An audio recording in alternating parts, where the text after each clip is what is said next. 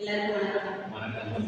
இன்னைக்கு நம்ம பேச போகிற டாபிக் வந்து நம்மளுடைய ரொம்ப சமூகத்தில் பேசப்படக்கூடிய ஒன்று, நம்மளுடைய பாடத்திட்டத்தில் இருக்கக்கூடியது பொது உரிமையும் பெண்களும் அப்படின்னு சொல்லக்கூடிய ஒரு டாபிக். நம்ம இதை வந்து டிடி பகுப்பாய்வுன்னு சொல்லுவோம். அதாவது டிடி பேஸில் டிசைன் திங்கிங் பேஸில் நம்ம இன்னைக்கு வந்து பேச போகிறோம். டிசைன் திங்கிங் அப்படிங்கிறது ப்ளூம்ஸ் டாக்ஸானமியில் 6 வகையாக இருக்குது. நமக்கு வந்து இந்த பாடப்பகுதியில் நம்ம அந்த அடிப்படையில் தான் படிச்சிருந்தோம். ஸோ அதெல்லாம் நம்ம ரீகலெக்ட் பண்ண போகிறோம். இப்போ இந்த பொது உடைமையும் பெண்களும் அப்படின்னு சொன்ன உடனே என்னென்னலாம் உங்களுக்கு ரிமம்பரைஸ் ஆகும், இதெல்லாம் உங்களுக்கு ஞாபகம் விகாஷா சொல்லுங்க.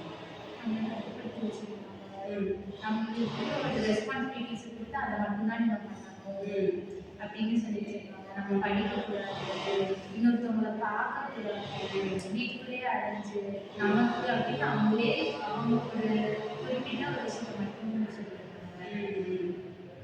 அதுக்கப்புறம் படிக்கக்கூடாது, நம்ம எந்த வேலைக்கும் போகக்கூடாது, நம்மளை வருத்தப்பட்டுச்சு அதே மாதிரி வேலைக்கு போகக்கூடாது அப்படின்றது. இன்னொன்று அவங்க என்ன சொன்னாங்களோ அதை கேட்டு அடைந்து போகக்கூடிய ஒரு வாழ்க்கை முறை இருந்தது அப்படின்னு சொல்லுங்க. ஓகே, இதெல்லாம் ஞாபகம்.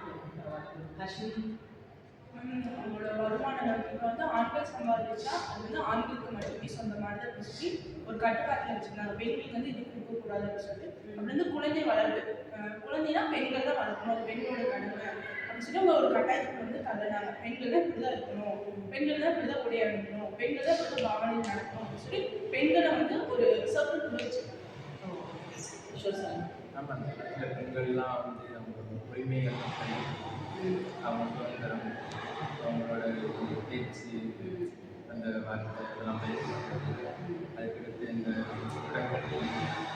யாராவது இருந்தால் அவங்க மறுமணம் இல்லாமல் மறுமணம் பண்ணக்கூடாது.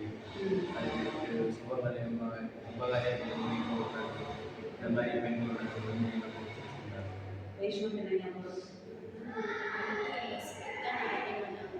எப்பயும் வந்து ஆண்கள் வீட்டிலேயே வச்சு நினைப்பாங்க.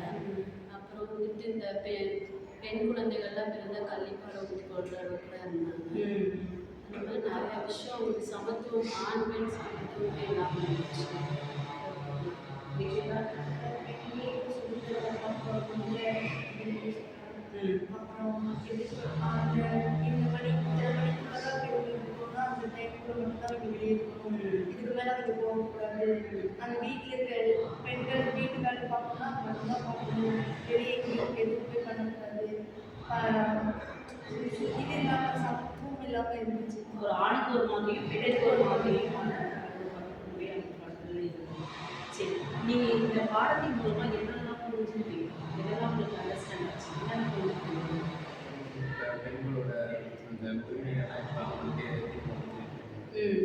அதுக்கடுத்து அவங்க வேலை வாய்ப்பு சமூக அவங்களுக்கு கிடைக்குது. பெண்கள் வந்து பாதுகாப்பாக நடத்தப்படுறாங்க. முன்னாடி ஜென்ரேஷனுக்கும் இப்போ இருக்கிற ஜென்ரேஷனுக்கும் கொஞ்சம் பில்ட் ஆகிடுறாங்க பாதுகாப்பு. அப்புறம் வந்து கல்வியில் வந்து சமூகம் கொடுத்துருக்காங்க. அதே மாதிரி இப்போ ஒரு பெண்கள் வந்து முன்னாடி காலத்தில் வந்து வேலைக்கு போகக்கூடாதுன்னு சொல்லியிருக்காங்க. ஆனால் இப்போ வந்து பெண்கள் வந்து வேலைக்கு போகிறாங்க. அந்த மாதிரி நிறைய வேறுபாடு முன்னாடி காலத்தில். முன்னாடி வந்துட்டு எந்த வேலைக்கும் செய்ய மாட்டாங்க. இப்போ இருக்கிற சுச்சுவேஷன் வந்துட்டு எல்லா பக்கமுமே பெண்கள் மட்டும்தான் இருக்காங்க. அதுவே கிடைச்ச ஒரு பெரிய முன்னாடி காலகட்டத்தில் ஆணுக்கு கொடுக்கப்பட்ட எல்லா விஷயமும் இப்போ பெண்ணுக்கு வேறுபடுது. நீங்கள் என்ன அண்டர்ஸ்டாண்ட்? முன்னாடி வந்துட்டு இந்த ஆண்கள் இருந்து ஹஸ்பண்ட் இருந்தால் வந்துட்டு அவங்க கூட வச்சு இருக்கிறது அந்த மாதிரி கொடுமைகள்லாம் நடந்துட்டு இருந்துச்சு. இப்போ அதெல்லாம் கொஞ்சம் இது பண்ணி பெண்களும் மறுமணம் பண்ணிக்கலாம் அந்த மாதிரி இருக்கு. ஆணுக்கு மட்டுமே இருந்த அந்த மறுமணம் அப்படிங்கிறது பெண்ணுக்கு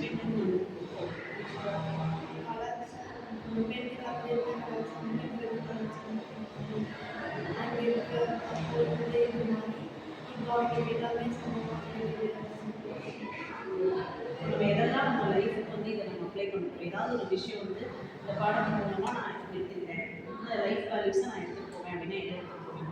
பெண்களோட தைரியம், அவங்களோட மன ஒற்றுமை, அவங்களோட பொறுமை, சம உரிமை. இப்போ வந்து பெண்களுக்கு வந்து முன்னாடி காலத்தில் வந்து ஒரு மதிக்கத்தக்கா ஒரு மனிதனா கூட கருதுறாங்க. அவங்க ஒரு பொருளாதார கருதுறாங்க. இப்போ வந்து பெண்களை வந்து கொஞ்சம் எல்லாரும் வந்து வேலைக்கு போகிறாங்க, படிக்கிறது வீட்டில் இருக்குது, பெண்கள் தான் இப்படி தான் இருக்கணும் அப்படின்னு சொல்லி வீட்டில் இருக்குது. அதனால வந்து பெண்களும் ஆண்களும் வந்து சமமாக இருக்கணும். நீங்கள் அடுத்தது அடுக்கி வச்ச இடத்துல வந்துட்டு நம்மளோட பாதையை கேட்டு வைக்கலாம். ஓ ஓகே. இப்போ நீங்கள் சொன்னதுலேயே வந்து நல்ல புரிஞ்சுக்கிட்டு எதெல்லாம் நம்ம லைஃபுக்கு கொண்டு போக போகிறோம் அதெல்லாம் நமக்கு நல்ல விஷயங்களாக இருக்குது. அதெல்லாம் நம்ம லைஃப்பில் அப்ளை பண்ணலாம். சமூக நீதியாகட்டும், அதே போல் சமத்துவமாகட்டும், சுதந்திரமாகட்டும். ஒரு வீட்டில் ஒரு பெண் இருந்தாங்க அப்படின்னா அந்த குடும்பத்தில் இருக்கக்கூடிய ஒரு மிகப்பெரிய சொத்து அந்த பெண்ணாக தான் இருப்பாங்க இல்லையா? அவங்க மூலமாக அங்கே இருக்கக்கூடிய எல்லாருக்குமே நல்ல அறிவும் சரி, நல்ல ஆரோக்கியமும் சரி, இது எல்லாமே கிடைக்கும். ஸோ இப்போ நம்ம பாடத்தின் மூலமாக இந்த மாதிரி தான் நீங்கள் என்ன பண்ணணும்னா பகுத்தறிவு கற்றுக்கணும். இதெல்லாம் நம்மளுடைய சமூகத்தில் இருக்குது, இதெல்லாம் நம்ம நல்ல வேல்யூஸாக எடுத்து நம்மளுடைய இதில் வந்து அப்ளை பண்ணணும். நம்மளுடைய ஒவ்வொரு இடத்துலையும் நம்ம குடும்பத்தில் நம்ம சமூகத்தில் சந்திக்கும் போது ஒவ்வொரு பிரச்சனைகளும் முன்னாடியும் நாம் ரொம்ப தைரியமாக நம்ம வந்து முன்னெடுத்து போகணும். அதுதான் இந்த காரியத்தை நம்ம சொல்கிறோம். இன்னொன்று, எந்த ஒரு பிரச்சனையாக இருந்தாலும் எதிர்கொள்ள தயாராக இருக்கணும். ஆணும் தான் பிரச்சனை பெண் மட்டும்தான் இல்லாமல் சமமாக ஆணும் பெண்ணும் சமமாக இருந்து 2 பேருமே அந்த வேலையை சிறப்பாக செஞ்சுருக்கீங்க. அப்போ தான் அந்த குடும்பத்தில் இருக்கக்கூடிய எல்லாருமே பாதுகாப்பாகவும் இருக்கும், அதே சமயம் ரொம்ப ஆரோக்கியமாக இருக்கும். இந்த காணொலியில் எல்லாருமே உங்களால் பேசுவீங்க.